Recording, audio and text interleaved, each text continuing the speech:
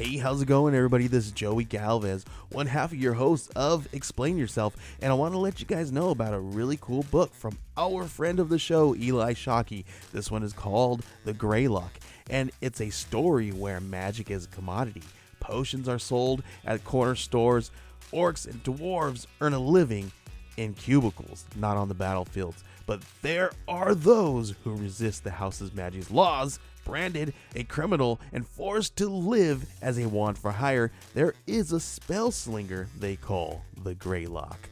Check this one out. You guys can pre-order issue 3 right now with code JAN241939, and make sure you guys are heading over to your favorite LCS and letting them know that you want Greylock number 3, and maybe pick up the first 2 issues. You could do that at the Scout web store. So make sure you guys are grabbing the Greylock number 3, JAN241939 at previewsworld.com. Okay, everybody, we decided to take this week off, so here's one of our classic episodes. Hope you enjoy.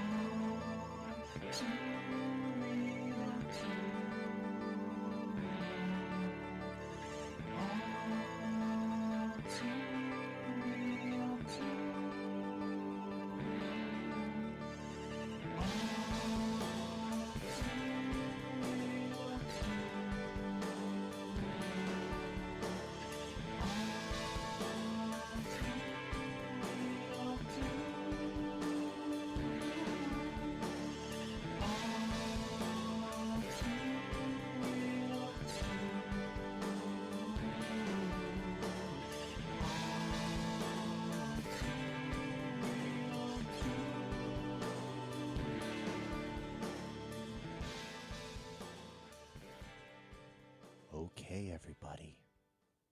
Okay. Welcome to the latest episode of All Too Real 2. Okay. All right. Anyways, I'm your host, Michael E. Cullen II, and with me, as always, is Matthew Haas, if I can call myself beautiful and majestic without sounding arrogant. I'll tell you what, Matt. I will call you beautiful, majestic, and a national treasure. Okay. Whoa. You're like a Nicolas Cage. Wow. Okay. Well, that's interesting. Okay. Anyways, today we're going into one of our weird, crazy episodes. We're covering crazy music conspiracy theories. Wow. We're going to blow your minds tonight. Okay. I got a few here that we're going to go over really quick. I'll start with the first one. Everybody? Yeah. You ready? Yeah. Paul McCartney is dead! I mean, he might almost be. Yeah, I mean, he's getting old. Anyways, okay, so this is a theory that started back in the 60s. Paul McCartney, perhaps one of the most famous music conspiracy theories of all time, is that Sir Paul McCartney of, the Beatles and Wings fame died in a traffic accident in 1966 and was replaced by a lookalike. Okay. The theory is supported, quote-unquote, by several clues left by the Beatles in their music. For example, many believe the words, "I buried Paul," are spoken by John Lennon at the end of Strawberry Fields. Lennon insists that he says cranberry sauce. I buried Paul, cranberry sauce. I mean, there's a bunch of flute music in the background, so it's kind of hard to, Yeah. tell. But And the cover of Abbey Road supposedly represents a funeral procession with Paul McCartney playing the role of the deceased. The fact that he's wearing no shoes is what is the evidence of this, because When you're buried, you don't wear shoes. Yeah, because every funeral I've been to, the person in the casket is shoeless. Oh, actually, you only see the top half of the person. Oh. When you're at a funeral, they only open up the top half of it, so you never see their feet. You might feet. be able to get a little angle somewhere. I don't know. Yeah, but actually, it is most of the time they do bury people without shoes. What? Yeah. Why? It's just because you're not seeing them, so it's a waste of shoes. Well, by that logic, they should just not even have a full suit. They should just cut it down. Sometimes they do that. Are you I think. kidding Yeah, me? Oh the suits God. are usually cut in the back Oh too my to put them God. on. I did not know that. Yeah. Well, that's messed up. Yeah. Anyways, I did not know that. Yeah, because most of the time the suits are cut all the way down the back. Anything to save a buck. Well, that's usually just so they can dress them because it's easier to get it on the body. Because when you're dressing somebody else, it's kind of hard to. Oh yeah. I guess. Yeah. And you sure know a lot about mortician stuff. Well, my uncle Dave, who not really my uncle, but he used to work at a mortuary. Oh, okay. So I think he might still do that. I don't know. I haven't talked to him in years, but when I was growing up, he was my dad's best friend, and so I always called him Uncle Dave. And he worked at a funeral home, and so I knew some of these things. He would tell me crazy stories about how sometimes he'd be in there late at night and a body would actually sit up on its own. Oh God. Yeah. So. Yeah. So, no way, I could not do that. Yeah, I know. But okay, so yeah, supposedly that represents a funeral, and I guess holding up a mirror to the drum on the cover of Sgt. Pepper's Lonely Hearts Club Band album cover reveals, it says, one by one he die, one by one, is what it says when you hold the mirror up to it. I don't know what that means, but anyway, some people think that seems to mean that he is supposedly. I mean, I've read more into this theory, and it seems that there's there was this lookalike who won a Paul McCartney lookalike contest. This guy from England who was named Billy Shears.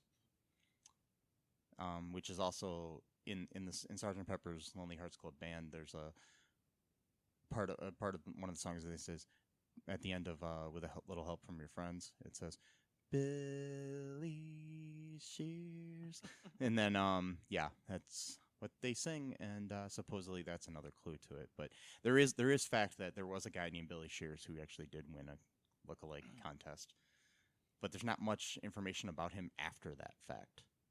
So it kind of gives you this whole theory that maybe Paul did die, and the guy that we've been calling Paul McCartney since 1966 is really Billy Shears. Oh, I have a question about that, though. Okay.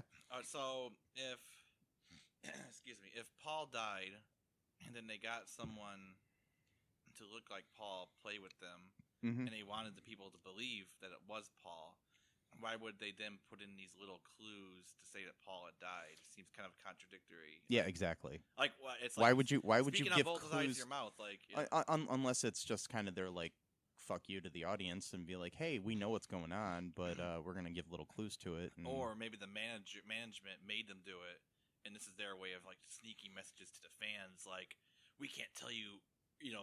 Directly what's happening, but because they're watching us, type of thing. So we're gonna send you like little coded messages. I don't know. Yeah, maybe. I mean, I can. But basically, that would mean like from 1966 until present day, everything that Paul McCartney's recorded wasn't really recorded. So like Olive Wings.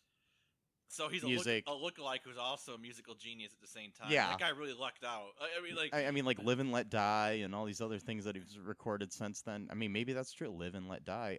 It's a little clue here. The real Paul McCartney only contributed to like 2 of the first Beatles albums, and then after that died. And but those they happened to find a lookalike who was a musical genius. Right, and all of those songs are better than the songs that the real Paul McCartney helped write. Because really, Sgt. Pepper is like the first Beatles record that really got serious. I mean, there's some good songs before that. I think Rubber Soul is where they changed, where they started to get, because I mean, I have a theory here, and I don't know if it's true, but the song Norwegian Wood, which is on that album, is all about somebody lighting a room on fire. Oh, wow. And killing the girl that he just slept with. Oh, wow. Okay, that's my theory, because, it says it says, when they go in there, it's like, we lit a fire, isn't it good, Norwegian wood? And then at one point they say the room was made of Norwegian wood in the song. And then when he leaves, it's like he says again, I lit a fire, wasn't it good, Norwegian wood, and blah, blah, blah. And I think he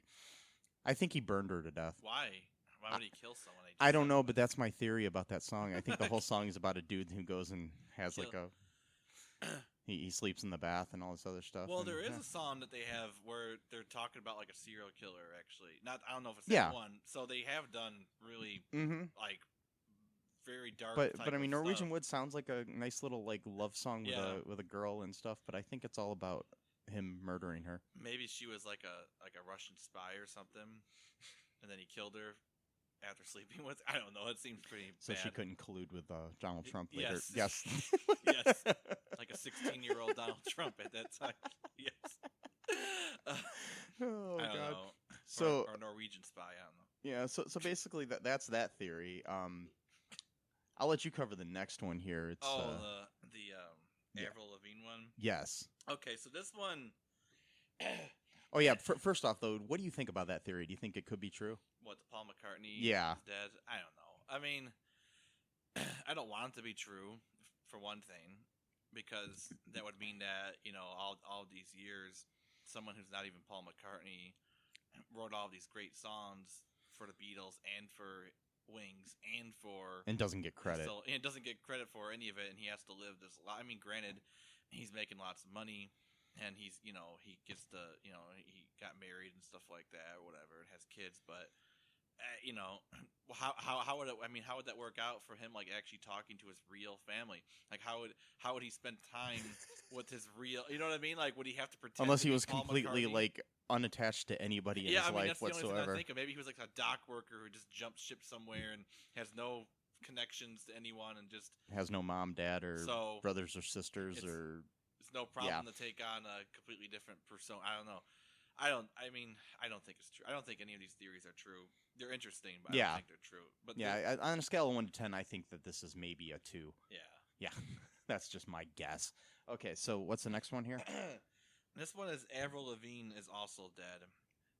Just a quick hint here: most of these have to do with them being dead. So, or dead, or pretending to be dead, or something of that nature. So this one has quite a few different sub theories within the main theory. The main one is that Avril Lavigne died sometime shortly after her 2002 album came out. I'm not sure what it's called. The one that had Skater Boy on it. And then shortly thereafter, someone named Melissa, I forgot her last name, Melissa Vandella basically took her place to be Avril. And she learned her songs, she learned her voice, and how she, her style and everything over time. And then the theory goes is that the way that there's evidence for the theory is that over time, because this doesn't happen in real life, when you're 17 years old in 2002 and in 2018, you slightly change in how you look in your physical appearance, and how your voice might change a little bit, and also your interest might change a little bit in a 16-year time span. That doesn't happen when you're 17 years old and now like 34. That doesn't happen. So that's proof that this is a different person named Melissa and not Avril Lavigne, because people don't change ever in 16 years. They don't change their styles and taste. Whatever. Okay, so one of the theories is that Avril used to be kind of like a tomboy. I mean, I don't know if anyone uses that phrase anymore, but that's basically like you're kind of like a girl who dresses like what would be stereotypically like boy clothes, like jeans or just t-shirts or whatever. Don't really wear makeup. Kind of like that was kind of the fashion sense at the time, though. It was, so though. I mean, but I'm saying that was kind of her style. I think in Skater Boy she was playing basketball, which a girl can't play basketball without somehow tell being that to the LA Sparks or something. Or anything like that. But the theory goes is that now over time, since starting around like 2009 or 2010, Avril has been experimenting more with like expressing like femininity and stuff like that. And because she wasn't doing that in 2002 and started doing that in 2010, that proves that it's not really Avril Lavigne and it's somebody else. I mean, a lot of these are hinge on very flimsy type of logic like that. Yeah, like I'm reading here that there's a song called "Nobody's Home" that's one of her songs that supposedly has clues to it. Oh yeah. That it's actually this Melissa chick singing these songs, and it says the lyrics is she wants to go home but nobody's home. It's where she lies, broken inside, with no place to go, no place to go to dry her eyes. Broken inside, she's fallen from grace. She's all over the place. And then there's another song called "Slipped Away." Oh yeah, that one. Where Vandella's singing about the real Lavigne's death, and she says it wasn't fake. It happened. You passed by. No, you are gone. Now you are gone. There you go. There you go. Somewhere I can't bring you back. And then there's a song called "My Happy Ending" where other clues are there where it says, "Don't leave me hanging in a city so dead. Help us so high on such a breakable thread."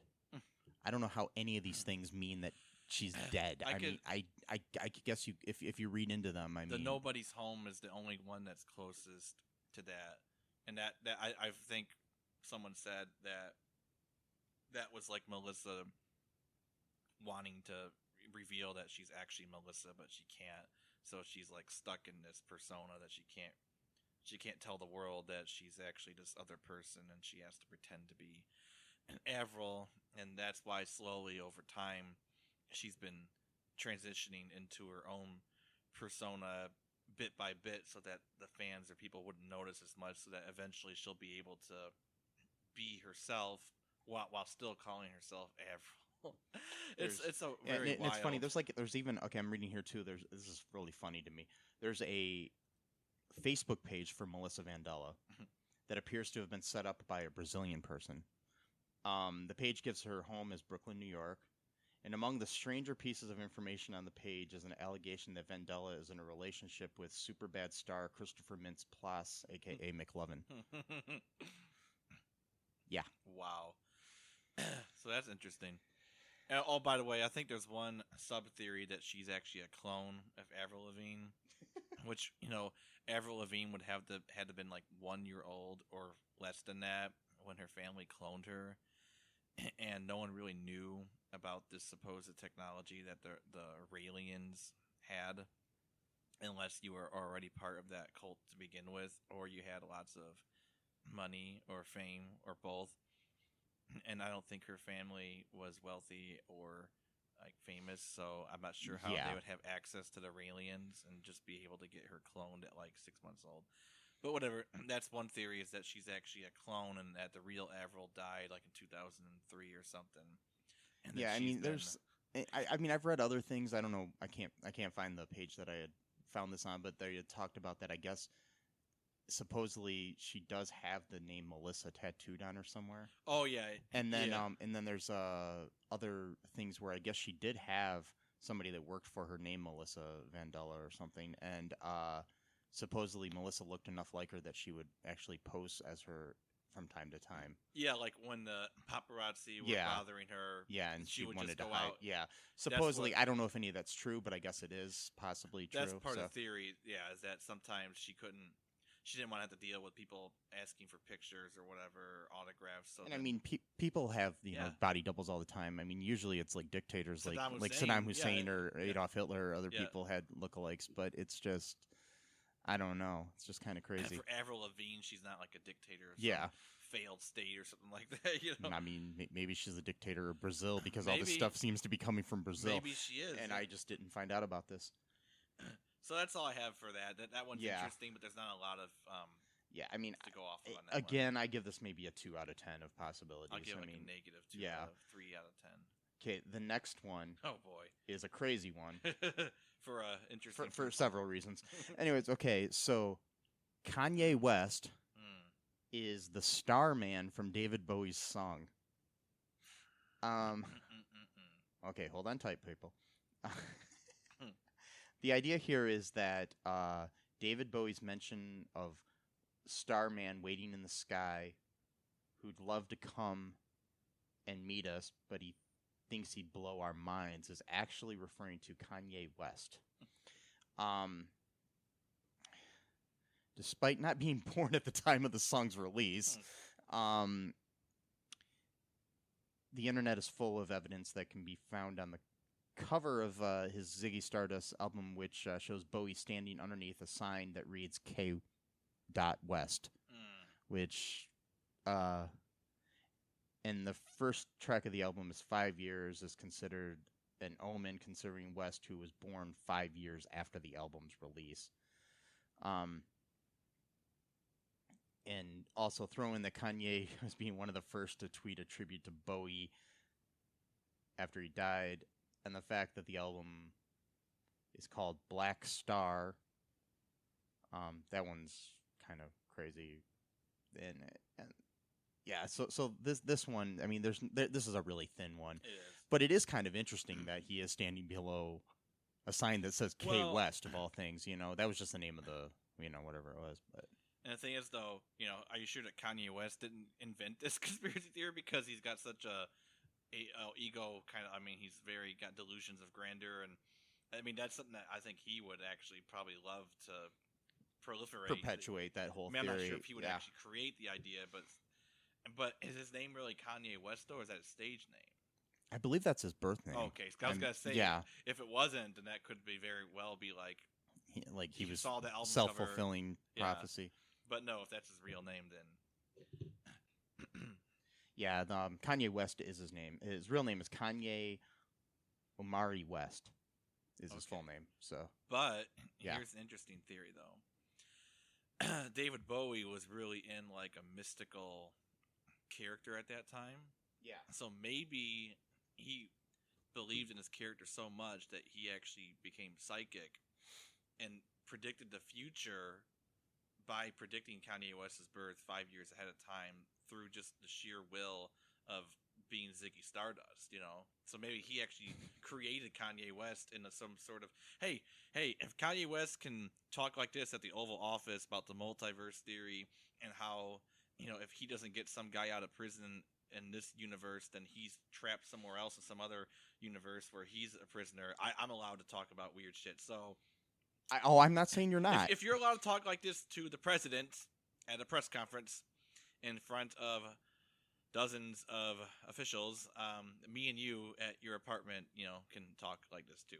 But if that's the standards we're going at, then we're actually okay here. So, but maybe it's just you and me, right? Yeah, it's not our listeners or anything. No, they're not listening. No. They don't care what we say. They tuned out already. They've given up on me. No, but love you folks, love you. Yeah, and I love Pop-Tarts too.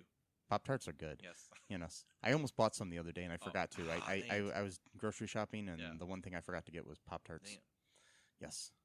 You know what's really good? I realized I tried putting Skippy peanut butter, crunchy kind, on a strawberry Pop-Tart, and it was delicious. Really? 2 great flavors mixed with one.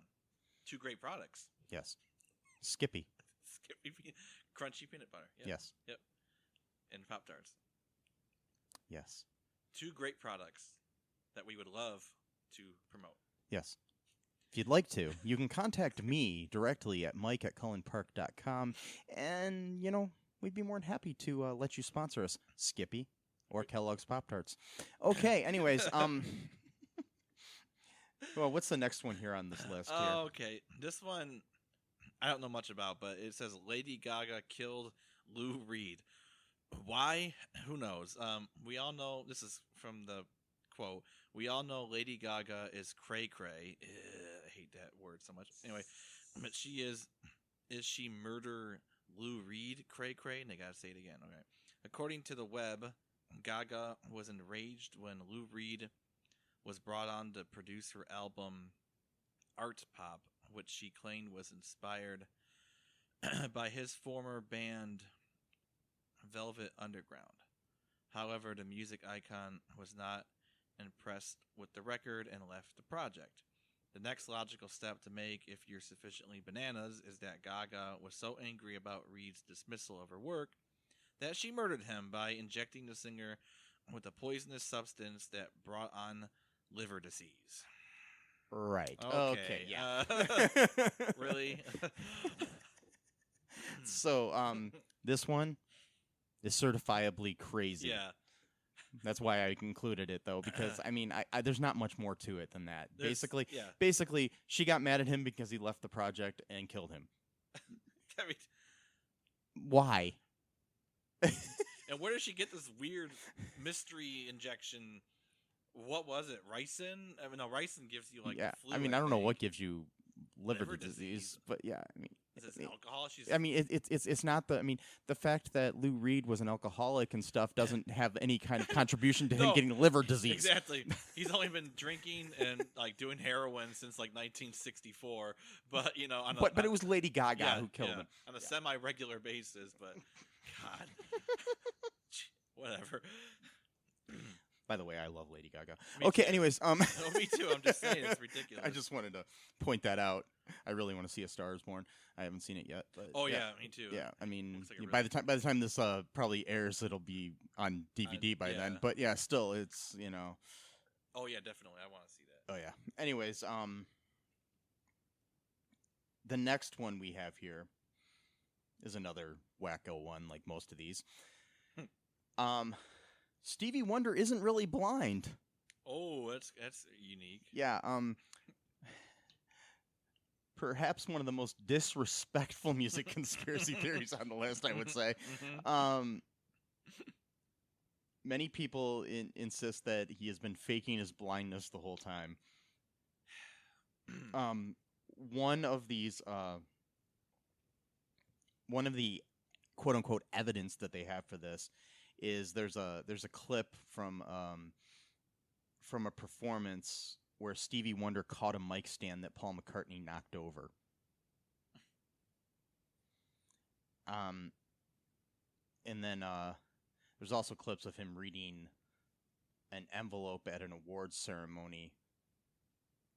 And the fact that he does go to sporting events like, basketball games and things of that nature. Because we're just not allowed to let blind people go to basketball games. Here's the take. Yeah, if you're seeing impaired or completely blind, don't bother trying to enjoy the finer things or even the nice little things of life, because why? What's the point? Like what? I mean, you can't go. Don't go to the beach, and because you can't see the sun. Like don't. I mean, what? What about all the people that listen to football and basketball games on the Nope. radio? Because the movement as well just stop broadcasting radio games. But they listen because they can picture, because they've seen an actual football game. That's their logic, right? That's what they're gonna say. But I mean, the thing is, Wonder didn't go blind until a little bit. Oh, really? Like, until he was a child. He had already seen things in his life, so he does know. So it's even worse. I mean, I'm sure he saw, like, in his lifetime before he went blind, a basketball or a football or a baseball game or something, and kind of can picture what's going on. So it's even worse then. Yeah.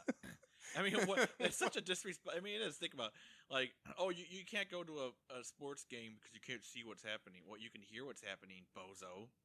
Oh yeah, but all you can hear is like crowds cheering and I mean, like football, you can't really hear what's going on usually that, but basketball you can hear all the sneakers squeaking and.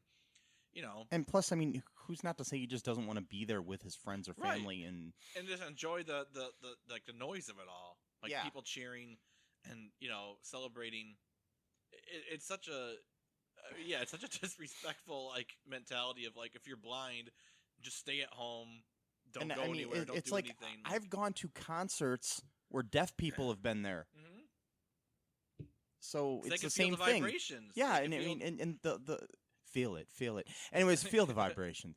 Anyways, the but I mean, there's been like they'll have I've seen it where like they have like an interpreter on the end of the stage, interpreting the songs. It's really funny when you're when there's like a really fast rap song or something and they're trying to keep up. It's Yeah, I've seen it. I've seen some of those videos. Yeah. Get pretty I've actually animated. been to some of these concerts before where they've done this. I mean, I don't know if it was a rap one, but there's been some where it's pretty, pretty fast songs Pretty and stuff. intense, yeah.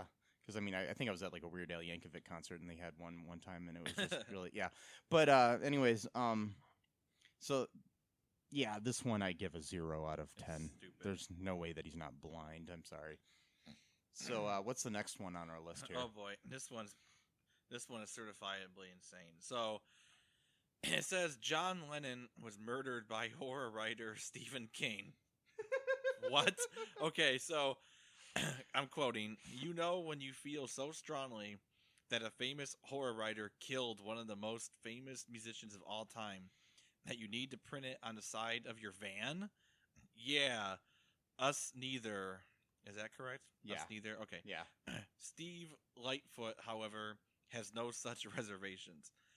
On top of the standard conspiracy theorist blog, Lightfoot took it a step further and had his insane rambling sprayed all over his van.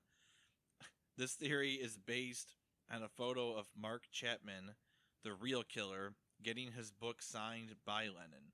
Lightfoot insists it isn't Chapman in the photo, but the Carrie writer. It's interesting that Stephen King's written so many other books, but he chose his Carrie. Carrie was like his first. Was book. it? Oh, yeah. okay. So yeah. I didn't even know he wrote Carrie, so that's interesting. Okay, well, that's it. No further evidence required. Fair enough. He does look a bit like him, just not respray your van like him. Yeah. Really? This one's insane and funny as hell, in my opinion. Stupid. I mean, I don't know. I mean, whatever. Why would he do that though? Like, what would be the reason for doing it? My theory, it was Jared Leto who time traveled and went back in time. Yes. Yes, because he was in that movie Yeah, where he he was. played. Yeah, I don't know. Anyways, That movie was insane. it was good though.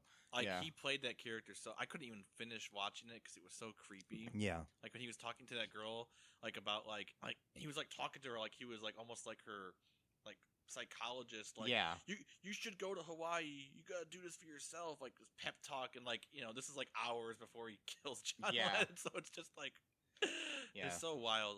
He was a crazy guy, Chapman. Yeah. Obviously, Mm-hmm. but or still is. I mean, still alive. Oh, is he? Yeah, Okay. he was up for parole recently and got denied again, which is good. Yeah, But and Leto gained so much weight for that movie that he ended up getting gout. Oh wow. Yeah. I mean, he did gain quite a bit of weight. Yeah, he got gout, I guess I heard, Wow. from it. But yeah. Anyways, I wish I could do that. Just gain weight and lose weight on demand. yeah, I mean, I can't do that. it's like the guy who plays Mac on Yeah. on It's Always Sunny in Philadelphia, how he can go from being fat to skinny to ripped like a freaking wrestler or something. It's just like, what the hell? He must have a super discipline. I guess if you're doing it for a project, it's easier though, because you're doing it with something specific in mind. Like, and plus, if you're doing a TV show or something. Yeah. Plus, when you're a celebrity who has money and has the time to hire a chef who can. Exactly. and do whatever you need to do. You don't have to prepare your own meals; just have someone do it for Yeah. you. So yeah, when you're not working a 40-hour a week Exactly. job or something on top of it. Yeah. Yeah. Okay, so the next one that we have here, by the way, on that one, I give that a 0. Oh, yeah. I actually give it a -10 out of 10. Yeah. That's good. Yeah. The next one is Dave Grohl from the Foo Fighters never broke his leg. Why would you fake that? That's the most Yeah. That's there's no stakes to that one. It's not covering up a murder or Yeah. oh you faked breaking his leg. Why? Because he wanted to get people to sign it. Oh, can you sign my cast? Really? Anyway, sorry. Go. Yeah, I mean, he memorably broke his leg during a Foo Fighters concert in June of 2015, and then continued the tour by using a custom-built throne. Or did he? Oh God. A quickly spreading rumor that summer charged him with faking the injury in order to boost ticket sales. So I guess those are the stakes, Yeah. Because nobody in the world likes Foo Fighters. Right. They're only one of the most popular rock bands of all time. know. But yeah, let's just fake a. Anyways, man. yeah,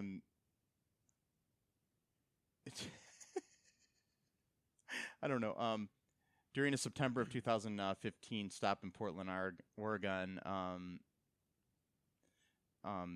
Grohl addressed it, and he said, "I think it's fucking rad. What if I didn't break my fucking leg? What if I jumped off stage and fell onto the ground, and I made it look like it was a fucking emergency?" And they dragged me off to the side, and the band kept playing, and then 10 minutes later, I magically fucking reappear on stage, and then I get somebody else's x-ray of a broken leg, and I make it into a t-shirt, and we make millions of fucking dollars, and I design this fucking awesome throne so I don't have to fucking stand up anymore. Imagine that. Wow. Yeah. That's like really elaborate plan just to sit Yeah, down. yeah, let's just like fake this whole thing just so we can get ticket sales. My thing is why would you pay more money to see him sitting down? Exactly. I would think that less people would come to the show because it wouldn't be as exciting. Yeah. Like when James Hetfield, Metallica, when he got that whole pyrotechnic disaster and it burned like half of his face or whatever. Yeah. For a long time, he just had to sit down with a cast and just sing into a microphone when one of his roadies were playing the guitar. Yeah, because he couldn't do it. And you could tell that it was a roadie. I mean, he was playing the right chords and everything, but you could tell by just his style. There's that not it the passion in it that Hetfield would have. So it's like, yeah, I could sort of see the novelty of it. Like, I was at one of the concerts where he wasn't playing guitar, but like, did you enjoy it any better than if you would if it was really him? Yeah. There's another like sub David Grohl theory here. Oh wow. Which is really insane. Some people seem to think that Grohl and Andrew WK, the singer songwriter DJ who rose to success with the song Party Hard, are actually the same person. Oh my god. Okay. They don't look anything like each Here's the other. thing. They're both white dudes. Right. With long hair. That's it. That's it. Mm-hmm. If anything, Andrew WK looks kind of like that guy from that movie that you sent the clip of, where he was like a serial killer, and he was holding that girl hostage. He was like basically just talking about like telling her of all of his kills. Like this one's from Minnesota. It was like a local film. You sent me like a little clip of like a trailer of some like horror movie like about a year ago. That's a movie I actually directed and wrote. Wow.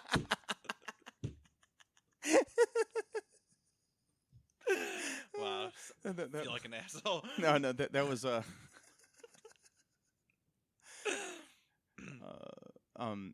was what the hell did I call that movie? I don't know. Oh, Confession Daylight. Okay. Yeah, it was a movie, a short film I did that I'm actually remastering now, still to re-release. But yeah, that was my friend Jake Paluski, who was the star of that. Like yeah, I guess and he's a musician too. So he could be Andrew WK. Mm-hmm. You know. Yeah, I highly recommend check out Jake and the Venom. Okay. Yeah. Cool. They're a local band, and mainly it's just Jake. But Jake Paluski, look him up. He's also in other bands. But look up Jake Paluski on Spotify and stuff, and you'll find his stuff. And Jake and the Venom around, now that we mentioned him, he's probably one of my favorite musicians ever. He's an awesome dude. So shout out to Jake Paluski. Yeah. Anyways, who looks a little bit like Andrew WK. I feel like such an asshole here, but yeah, no, that's fine. The takeaway though is that I remember the clip from like 2 years ago. Yeah, and remember almost everything that happened in it. So there's that. It's the one where he's got a girl tied up. Yeah, that's mine. He's basically just like going through all of his kills, like, oh, this tastes like Kentucky or whatever. Yeah, something like that. That was a completely improvised movie too. Like wow. I wrote the outline with Ryan A. Roth, another local musician, and then cast a local musician to play the part. Also, Dana Marie Giuliano starred in it too. Anyways, okay, so shout out to all of them. Anyways, so what's the next one that we have on here? Oh boy, this is Iron Butterfly's bassist was kidnapped and murdered. This one's pretty dark. All right, so Philip Taylor Kramer joined Iron Butterfly in 1974 and appeared on the albums Scorching Beauty and Sun and Steel, both released in 1975. Later, he returned to college to earn a degree in aerospace engineering, and after dropping Philip from his name, worked for the U.S. Department of Defense and then his own high-tech multimedia startup company. He became a family man along the way too. Then, authorities say, he suddenly committed suicide. The details remain darkly intriguing. Kramer went to LAX to pick up an associate in 1995, while reportedly in the midst of developing a groundbreaking method of transporting information and matter through space. Soon after that, Kramer suddenly called 911 to report that he intended to kill himself, then vanished. 4 long years passed as family members strenuously argued that foul play was involved. Finally, Kramer's 1993 Ford Aerostar van was found by hikers at the bottom of a Malibu ravine with his remains inside. Police ruled it a probable suicide, but others weren't so sure. In particular, because of the revolutionary work Kramer was then doing. Taylor had told me a long time before there was people giving him problems, Kramer's father argued. They wanted what he was doing, and several of them had threatened him. He told me, if I ever say I'm gonna kill myself, don't you believe it. This one actually This sounds. one actually, it yeah. sounds possibly legit. Like the whole secret government project and shit like that, and yeah. This one I give a 9 out of 10. I would say, yeah. I'm giving it a really high score because I kind of believe that maybe he, especially with his father saying that, if I say I'm going to kill myself, don't believe it. Right. And plus, too, why if you're going to kill yourself, why would you call someone to say that you're going to kill yourself? Yeah. And not just do it. Yeah. And then vanish. Like, what would be your? I guess you could say the person was having just like a freak out mental state or whatever by doing those kind of contradictory things, but it seems kind of weird that you would go call 911 and say you're going to do something, which they know they're going to send someone then try to prevent you from doing that very thing that you want to do. I don't know. And then just vanish. Seems kind of far-fetched, yeah. Oh, it's like the whole thing with like David Kelly, from the UK back in 2003, with the whole like WMDs and Iraq thing. Yeah. He kept talking to his girlfriend, who at the time was actually, who worked in the CIA, I think, American CIA, and he kept talking to her, in private about like how he couldn't stomach what he was doing anymore because he had seen what some of the effects of like radiation were doing to like the children in Iraq or whatever, and he kept saying privately, I can't deal with this silence anymore. I'm gonna have to tell someone, and then he ends up quote committing suicide like 3 weeks later. Yeah, and then interestingly, he was actually a Baha'i, so then there was the whole aspect of that involved, like where because he wasn't like really involved in politics, maybe he's, I don't know, like because there's the whole like the Baha'i faith is a religion, by the way, in case you aren't aware of that if you're listening here. And even though it's like non-political, like governments have actually like basically done like intel on the communities throughout the countries to like see if they're like some like insidious organization or whatever. I mean, they never. There's a lot of theories about the Baha'i faith being, which I mean, and in full disclosure, I am Baha'i, but yeah, still the thing is, it's kind of any theory can be, hold some weight, I guess, but still, it's kind of crazy. Yeah, I don't know. This one just seems interesting, like because. Yeah, I mean, I think Kramer might have been killed and made to look like a suicide. The next one, not so sure about. Okay, the next one is another one where the CIA killed Bob Marley. Even if the official account of Bob Marley's death is pretty weird, he died in May of 1981 after a toe injury from a soccer match revealed a lesion under his nail. Diagnosed with a malignant melanoma. Marley refused to have the toe amputated. The cancer spread throughout Marley's body, eventually killing him.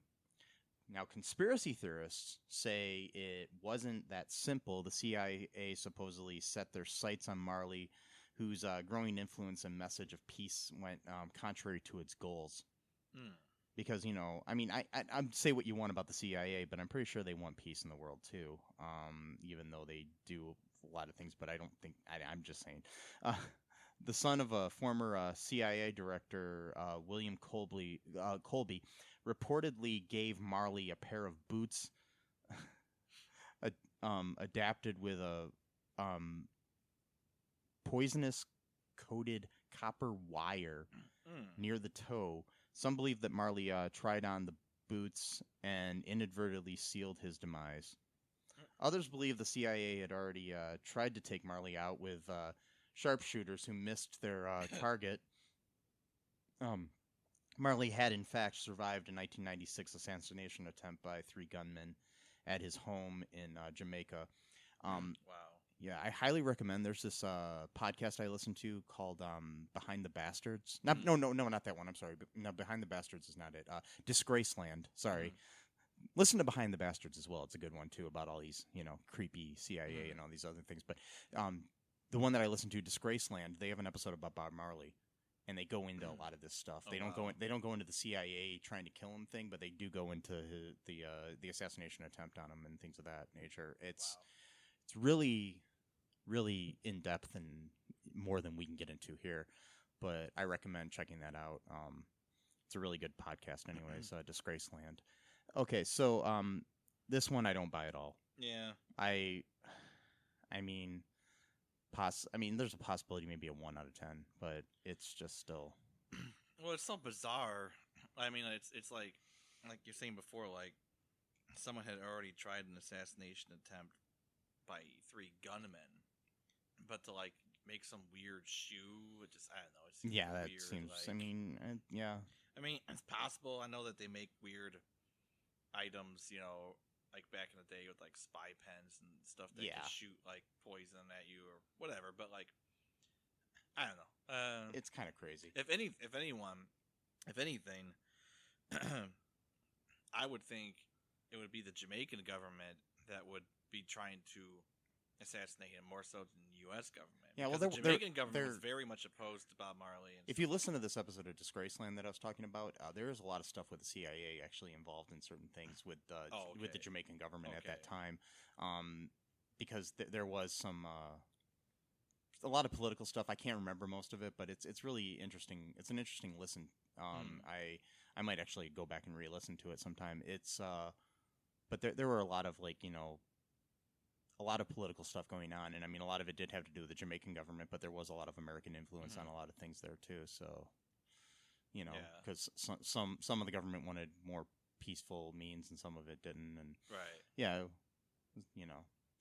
I don't know. It's kind of scary either way, but I don't know. Like I said, I don't really buy that the CIA killed him.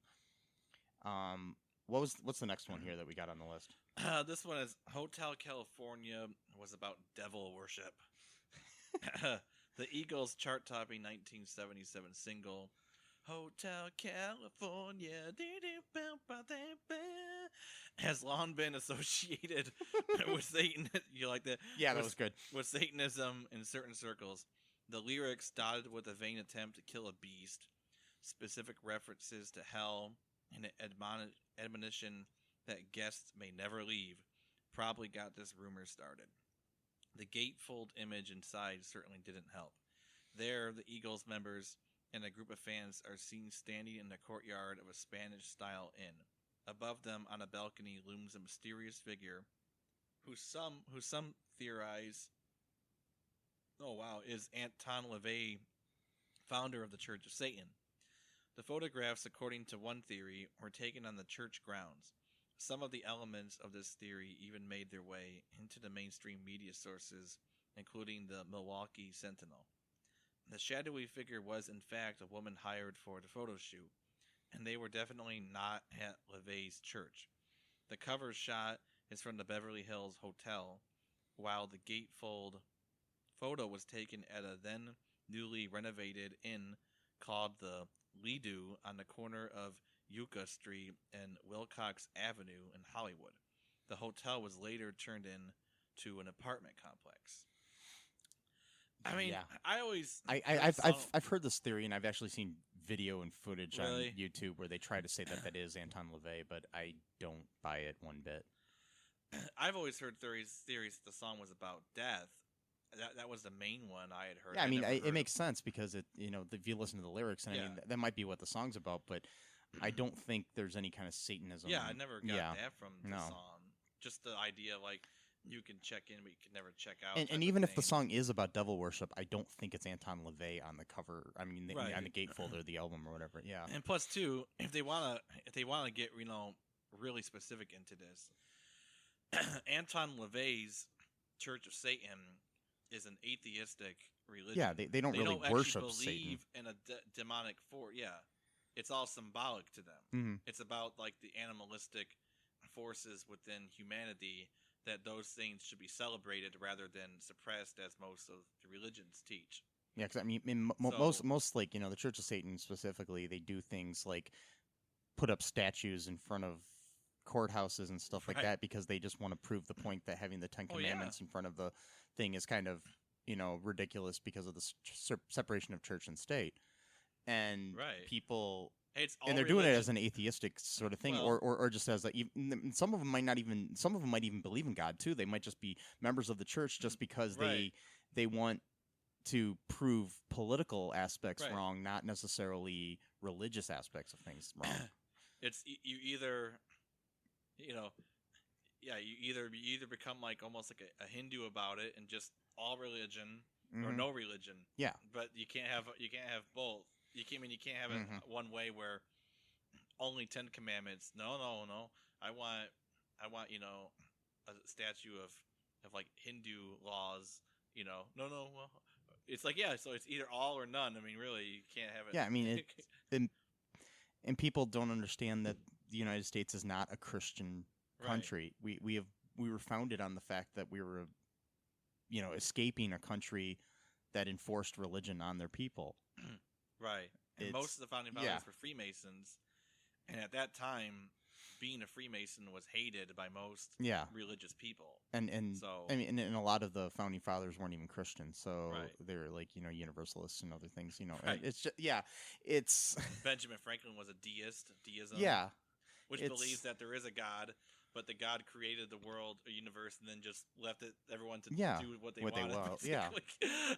It's like we need to do an episode on Benjamin Franklin sometime because that guy. Wow. Talk about conspiracy theories. Yeah. Dude. Anyways. So okay, the next one that we're gonna cover here is Debbie Harry was abducted by a serial killer. Okay, Blondie singer Debbie Harry is certain she was picked up by somebody she swears was Ted Bundy. And this is an interesting thing because this is a theory perpetuated by the subject of the theory. Yeah. During a late night walk on New York City's Lower East Side in the early 70s, she says, "I took a ride because I couldn't get a cab." She told this to ABC News in 2003. But Harry immediately began to sense something wasn't right. "I looked down and there were no door handles," she said in a 2010 interview with The Telegraph. Inside, the inside of the car was stripped. The hairs on the back of my neck just stood up. Increasingly concerned about the man's demeanor, Harry reached out of the window and opened the door and then almost got run over by a cab after jumping out, she told ABC. Harry didn't decide that a strange encounter was actually with Bundy until 1989 when he was executed. She began sharing the story with the news media not long after. The problem...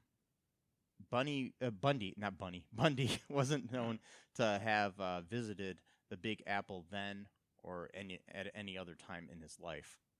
He didn't officially begin his abduction and murder spree until early 1974, and those first crimes took place in the West Coast.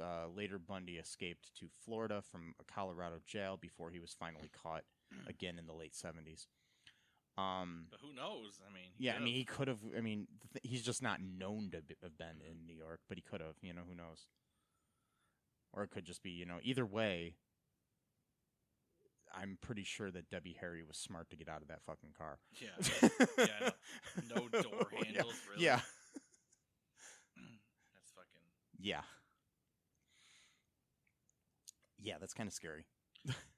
But if that was his plan, though, then he was stupid to have the windows open. Yeah, exactly. So maybe who knows? Maybe I mean, the car was just a piece of shit. Yeah, it could be. I mean, maybe the handles just fell off, and yeah, I mean, but still, it's. Yeah. I mean, regardless, I don't think I would have stayed in that car either if I was her. Whenever you feel like that you're in danger, you should just take precaution. It's better to be safe than sorry. Yeah. I mean, the guy that picked her up could have been a perfectly fine human being, but who knows? It's. Yeah. But I mean, I'd say like a 2 in 10 chance that might have been Bundy. Yeah. I don't know. But yeah, we got a last one here for this episode, and I think we're gonna cover more conspiracy theories in a future episode. Yeah. This one's getting kind of long, so that's why I want to cut it off. We do have a lot that we can cover, but we'll just cover one more for today, and then we'll have a part 2 for you guys, with maybe some added bonus type stuff in the future. Ooh, yeah. All right, this one is Kiss blood ended up in Sports Illustrated. Okay, I'm not sure. It says this was weird. All right, so it said Kiss has never been shy about merchandising, publicity stunts, or a bit of very dark humor. Kiss casket anyone? So the idea that they added vials of their own blood to the vat of red ink before publishing the super special Kiss comic book in 1977 made its own kind of kissy sense.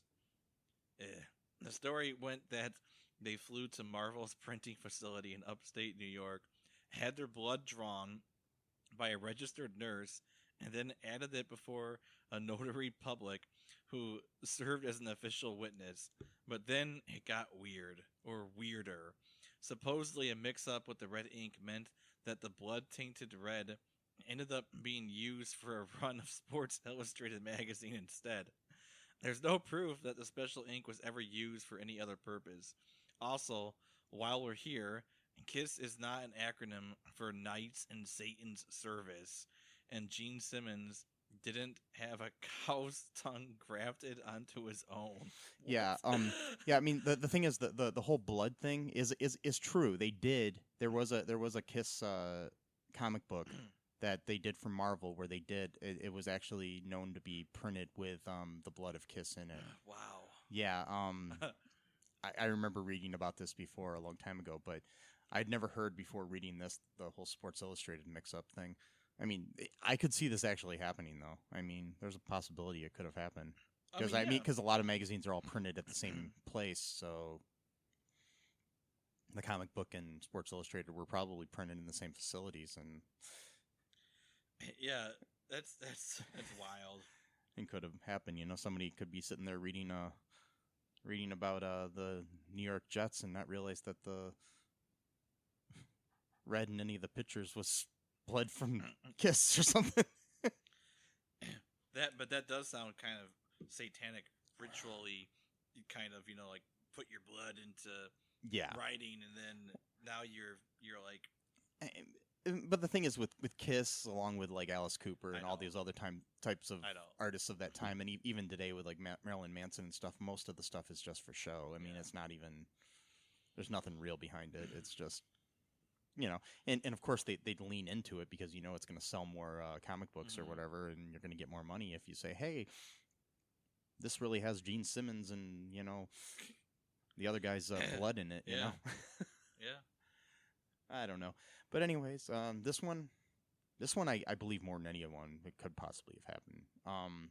It's not as far-fetched or crazy, actually, even though it involves Kiss's blood. But so anything else you want to add here before we close up this I don't know, episode? This all too real too. This all too I was gonna try to say it. All too conspiracy. No, it's yeah. All too real too. Yeah. Yeah. That's pretty much it. I don't think I've got any. I've got some more for other for the future episodes. Yeah, but not for this one. Yeah, so we're gonna do at least a part 2, maybe a part 3 if we get to that. These are really kind of fun, I think, to talk about. So you know, if you have any that we didn't cover in this episode or anything, and you'd like to, you know, tell us about it, feel free to email us at ALL2REELTOO at gmail.com, or email me personally at mike@cullenpark.com, and we'll talk about them in the future. Anyways, have fun, enjoy life, and don't be afraid to get all too real too. Bye. Bye. Thanks for listening to All Too Real 2 podcast, a Cullen Park production. Produced and edited by Michael E. Cullen II. Music by Matthew Hawes. Subscribe and share the show. Visit us at cullenpark.com.